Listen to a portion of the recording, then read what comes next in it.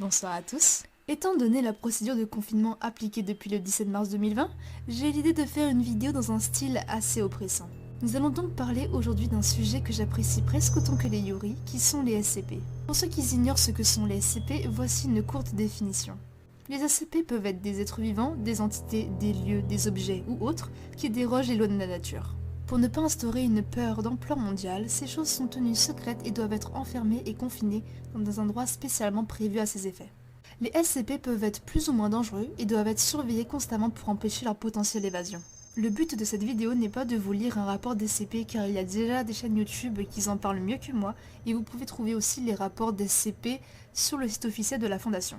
Donc dans cette vidéo, je vous propose de découvrir un SCP que j'ai moi-même inventé il y a plus de 2 ans. Mon SCP se nomme SCP-229 et étant donné les multiples cas d'SCP, mon SCP possède en effet le même nom d'un SCP officiel déjà existant.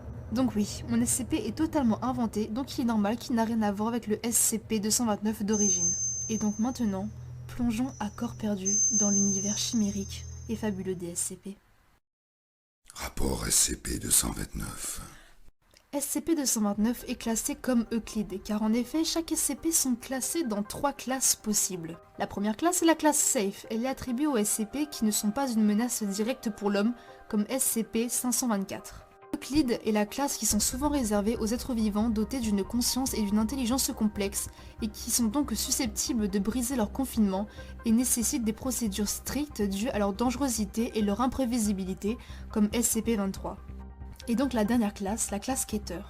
Ce sont les entités généralement considérées comme les plus problématiques du fait du danger qu'elles peuvent représenter pour la vie des êtres vivants et donc leur confinement requiert des procédures les plus avancées et les plus complexes possibles.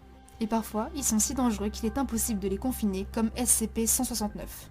Donc voilà les 3 classes différentes, donc Safe, Euclide et Keter. Et comme dit précédemment, mon SCP est classé comme Euclide, mais à sa découverte, il était d'abord classé comme Safe. Dans la fondation, SCP-229 est enfermé dans une salle de 5 mètres sur 5 mètres sur 5 mètres et les murs sont faits en acier. Mais ce SCP a la particularité d'avoir l'autorisation de sortir de sa cellule et même d'avoir un contact avec le monde extérieur puisqu'il possède une puce dans le bas de son dos qui trace tous ses déplacements. Il doit être immédiatement rapatrié dans sa cellule si son comportement devient suspect ou si des analyses médicaux doivent être faites. Dans sa cellule, nous retrouvons un grand lit et une petite peluche pour y tenir compagnie et la température de sa cellule doit rester inférieure à 20 degrés Celsius.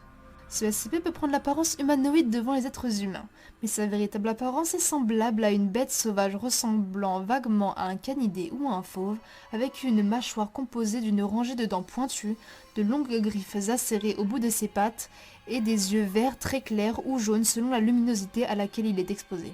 Il a une odorat et une ouïe très développée, ce qui lui permet de sentir et d'entendre n'importe quel être qui pourrait s'approcher de lui. Et il semblerait que cette créature soit aussi à l'aise sur ses 4 pattes que sur ses 2 pieds. Mais il est très docile malgré son apparence qui peut sembler assez sauvage.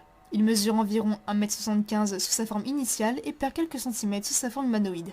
SCP-229 est considéré comme non-binaire n'ayant pas de sexe attribué car sous sa forme d'être humain, il a l'apparence d'une fille et sous sa vraie forme il a l'apparence d'un mâle. Donc sous sa forme humanoïde, elle est une fille d'environ 18 ans, les cheveux d'une couleur noire cendrée, des yeux sombres et une peau pâle. Une carrure assez mince, des épaules développées et une taille moyenne, ce qui fait de ce SCP une parfaite humaine banale qui peut se fondre facilement dans la masse. Évidemment, il préférera rester sous sa seconde forme qui lui est plus favorable puisqu'il vit parmi les êtres humains et restera sous sa forme initiale la nuit, en forêt ou à l'abri des regards des hommes. Sous sa forme humanoïde, elle paraît plutôt discrète, silencieuse et se fond facilement dans la masse, mais ressent une certaine haine et peur des êtres humains, mais aime en revanche être en compagnie d'animaux sauvages et ou domestiques, comme les renards, les loups ou les chats. Sous sa forme initiale, il fera tout pour ne pas être à proximité des êtres humains et restera dans son habitat naturel, où il se sentira plus en sécurité, donc dans la forêt, dans des endroits sombres et ou inhabités.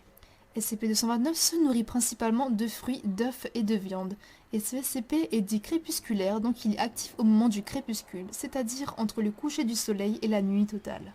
Généralement, les êtres crépusculaires sont également nocturnes et ils sont donc actifs pendant toute ou une partie de la nuit jusqu'au lever du jour. Mais il reste très actif le jour dû à son activité en tant qu'être humain et donc dort surtout à l'aube ou quand il en a l'occasion en milieu d'après-midi.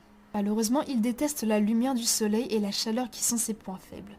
Si SCP-229 est trop exposé à la lumière naturelle sous une chaleur assez imposante pendant une certaine durée, SCP-229 commencera à grommeler, marmonner et s'affaiblir jusqu'à qu'il soit hors d'état de nuire et tombera inconscient. De base, ce SCP est de nature très calme, obéissante, introvertie et même parfois craintif. Il n'aime pas être entouré de nombreux êtres humains et souffre d'aclophobie et d'agoraphobie.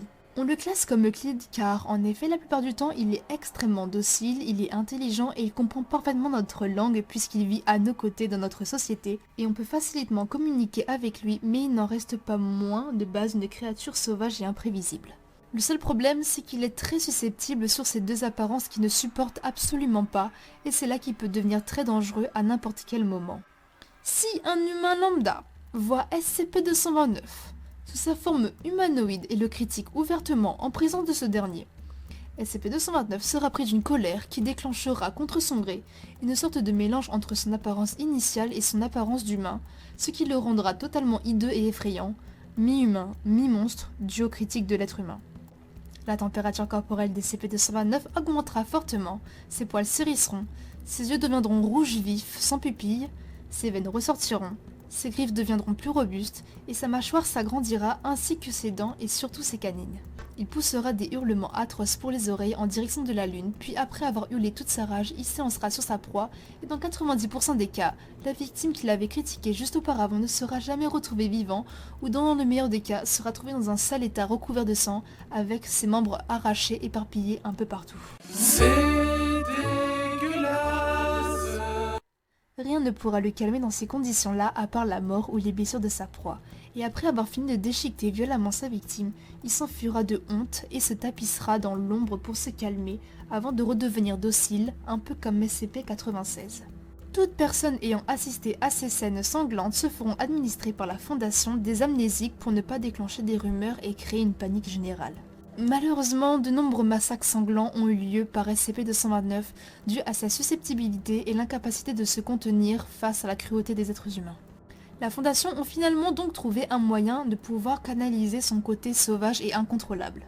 Même si ce SCP semble froid, dangereux et solitaire, le docteur, qui s'est chargé de son confinement et de son bien-être, a remarqué qu'il était un être vivant très affectueux et dès qu'il a confiance en quelqu'un, il devient adorablement doux et qu'il a juste un grand manque de confiance en lui. Donc le docteur, touché par la douceur de ce SCP, il a proposé à la Fondation de trouver à SCP-229 une personne qui serait capable de lui donner confiance en lui, ce qui pourrait l'aider à canaliser ses pulsions sanglantes auprès des humains qui seraient susceptibles de le critiquer. Une dizaine de tests de personnes de sexe féminin ont été réalisés et seulement 3 ont été concluantes. Ces humaines ont été respectivement appelées D219CL218, D219BM1220, D219BI419. Cela peut bien évidemment nous rappeler la relation qu'entreprend SCP-682 et SCP-53, sauf que là ce sont des humaines, ce ne sont pas des SCP. Et cela se fait ressentir car être proche d'un monstre est une tâche assez difficile pour ces simples humaines, et après une certaine durée, elles ont toutes demandé une rupture de contact définitif due au refus ou de la peur qu'elles avaient contre SCP-229. Après chaque séparation, ce dernier causa des massacres de centaines de personnes par tristesse et chagrin, ainsi que sa fugue, et s'est réfugié dans 3 pays voisins d'Europe qui sont respectivement l'Italie, l'Angleterre et la Roumanie. Et on ne sait toujours pas comment il a fait pour se déplacer aussi rapidement, mais on estime que sous sa forme initiale, il peut atteindre des records de vitesse impressionnants dus à sa carrure initiale qui est assez robuste et sous l'adrénaline. Malheureusement, manque de vigilance, la Fondation a subi une 4e fugue de SCP-229 pour des raisons qui nous sont encore inconnues à ce jour. Mais cette fois-ci, quand nos GPS ont pu retracer le parcours de ce SCP, il a pu se trouver au beau milieu de l'eau, dans un lac au sud-ouest de la... On suppose donc que SCP-229 a enlevé cette puce qui était incrustée dans le bas de son dos grâce à ses griffes. Cela fait donc 2 mois et demi qu'il est en cavale. Et grâce à quelques recueils de témoignages, des citoyens disent avoir vu une bête féroce qui aurait causé de nombreux dommages matériaux, mais bizarrement a toujours épargné la faune et la flore. Une bonne 50aine de nos agents sont toujours éparpillés dans le territoire et sont toujours à sa recherche pour pouvoir le stopper et le confiner, mais rien à faire, il est introuvable. Mais en attendant de le retrouver, la Fondation a émis des hypothèses de méthode de capture. 2 options s'offrent à eux. Soit SCP-229 est retrouvé et refuse de coopérer, et vu son état, je doute fort qu'il puisse encore avoir un peu d'humanité en lui, on sera obligé de l'exterminer avec toutes les armes disponibles sur le terrain. La solution numéro 2 est assez risquée, mais si malgré toutes les forces mobilisées on n'arrive toujours pas à le calmer, on fera appel à un des 3 tests précédents pour qu'elle puisse l'approcher tranquillement et lui parler gentiment. ce qui l'a toujours rendu vulnérable. Qu'elle finisse par le calmer en le touchant et le caressant, ce qui le rend rapidement docile, qu'elle lui fasse un petit câlin et lui enfonce un couteau dans la colonne vertébrale pendant le câlin, ce qui est très efficace et le mettra hors d'état de nuire facilement et sera rapatrié dans sa cellule le plus rapidement possible. Mais bon, la première solution est préférable car il est possible que, aveuglé par sa colère, il ne puisse point reconnaître ses anciens acolytes. Donc cette dernière solution sera déployée en cas d'extrême urgence. En attendant sa capture, puisqu'il n'est pas confiné, il peut être n'importe où. Donc si vous croisez une créature similaire à notre description, veuillez contacter impérativement la Fondation pour qu'on puisse le localiser, stopper sa course et le traquer le plus vite possible. Mais si la Fondation l'attrape, sera-t-il possible de le faire redevenir aussi doux et sage qu'il ne l'était avant? Et s'ils y parviennent, à votre avis, combien de temps SCP-229 restera-t-il aussi docile avant d'être dominé à nouveau par ses pulsions de mort?